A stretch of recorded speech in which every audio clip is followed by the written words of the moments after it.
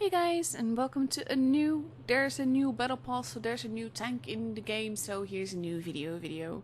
This is what the tank looks like without the camo that you can get many levels later in the battle pass. And it's a T-150. So there is that, and then you have the version with the camouflage, and that's nicely a little bit animated. It doesn't look all too different, but like it's just more colorful. Now, I will talk about the stats of this tank, obviously, and I will compare it to the normal T50, because this is the Titan-150, as Wargaming actually calls it, versus the T-150. Now, the main thing I've noticed is that it takes a long time to get anywhere. So, this game is on 4 times the speed that it would usually be, and I mainly just put it here to show you that it takes a long time to get really anywhere. And half the battle can or will be gone when you actually get anywhere in order to do some damage. So like the whole game is at times 4 speed. So I get some shots and basically you will see a normal game later on. Don't worry. I kind of just thought it funny to include this, but also like it's a real thing. I've noticed with quite a few games that unless you're lucky enough to actually meet the enemy right early on in the game, there's a chance that you won't be able to really do much of anything, because it will just take ages for you to get wherever you're going. Now, this game, again, is not a game where I do like epically well or anything, but it's more like it shows you what it can handle, because the T-150 and the Titan-150 are both pretty troll in the armor department. They can basically hold their own, and was basically the game that showed that the most, so I decided to add this into the game as well. Anyway, let's talk some stats. So you have the Titan-150 that has a DPM of 1647 versus the 1461 of the T-150. The penetration of the Titan is 147 versus 167 for the T-150. The alpha is 200 versus 320. The rate of fire is 8.23 versus 4.56.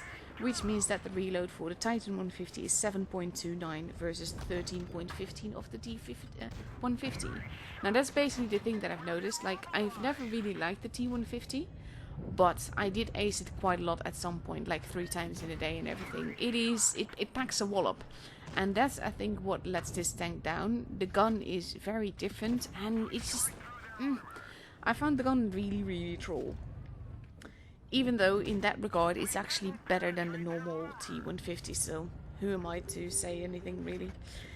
So the caliber of the Titan-150 is 85, where it is 107 for the T-150. The shell velocity is 805 versus 830. Now the aim time for the Titan-150 is 2.4 seconds, where it's 2.78 for the T-150. And the dispersion on the Titan-150 is 0.384, where it is 0.432 for the T-150. Now, the gun depression is 7 degrees for both, the gun elevation is 20 degrees for both, the aiming arc is 180 degrees for both. Now, speed-wise, it's exactly the same. They both go 35 km per hour forwards, 11 backwards. The engine power, however, of the Titan-150 is 635 versus 700 for the T-150.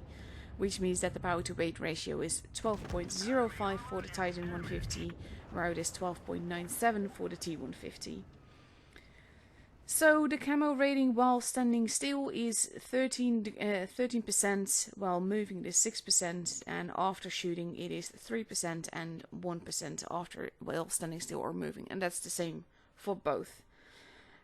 Basically, they both have a view range of 230 and HP of 1200, and the Titan-150 weighs 52.7 tons, where the T-150 weighs 53.95. The armor is somewhat different. Basically, the armor of the Titan-150 is, for the turret, that is 150 in the front, 100 on the side, and 75 at the back. Where for the normal T-150 it is 100 in the front, 100 on the side, and 75 on the back. The helm armor is exactly the same for both, with 90 in the front, 90 on the sides, and 75 in the back. So that's basically the statistics of this tank compared to the normal T-150.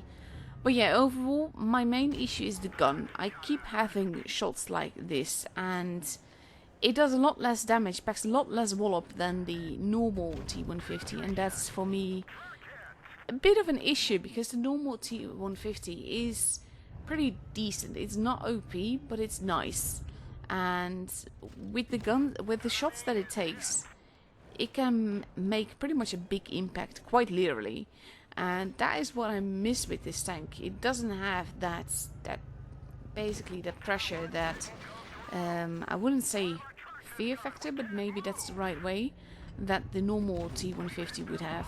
The amount of shots that I've bounced, I'm basically calling that to Russian accuracy and all. Because yes, of course, the tank does need to be balanced. But overall, this tank is just, it's a little bit eh. I mean, it's the next one in the line of the Titan family, and we've had more and more of those. But at the same time, it's just, it's a bit eh. Like, if you could have the normal T-150 versus this one, I'm honestly not sure which I would enjoy better, but I think I would enjoy the bigger gun better than this. Because it feels a bit unbalanced in that way. And not like unbalanced as in the tank is OP or like completely crap, but more like it doesn't seem to fit the tank. And basically this is the kind of game, like in the end it all worked out and everything. But basically the lack of mobility is one of the reasons why I like playing fast tanks a lot these days, is because it allows me to change the course of battle more, because I can get around places and basically work magic from wherever and just relocate them, etc. This, however, was a good point where I can show you what the tank looked like. I was fairly sure this guy would be here, mainly because he hadn't been spotted yet, and basically that just meant he was been camping all the time, and that means that I don't really think he's far more than a potato for basically driving exactly like this, and that allows me to side scrape and bounce a lot, because this tank, it can be really good. Like, if you're in a good position, you have enemies in front of you and they try to shoot you and all of that, it works out beautifully. And it's stuff like this that makes this tank worthwhile. There's a little bit of animation going on, obviously, like on the tank itself and all. The looks, yeah, I don't mind it, I don't love it, but it's nice, let's put it that way. And it's just like stuff like that. And that being said though, as always, the battle pass is basically the most bang you will get for your buck in the game. You don't only just manage to get this tank, which is rare and special. So far, Wargaming hasn't really like sold the battle pass tanks. They are part of some of the crates, and then you can get parts of certificates, but not really like as in buy a tank or whatever.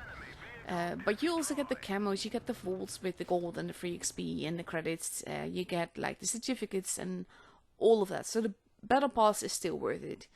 If you are like, should I get this specific battle pass? I'm not sure. If you like heavy tanks and you like tanks like the KV-1, you will probably like this as well. So just keep that in mind when you're trying to decide whether or not you're actually going to go for this battle pass, or whether you're going to skip a month. That's it for this video though. Hope you guys enjoyed it, and I'll be seeing you all the next time again. Bye bye!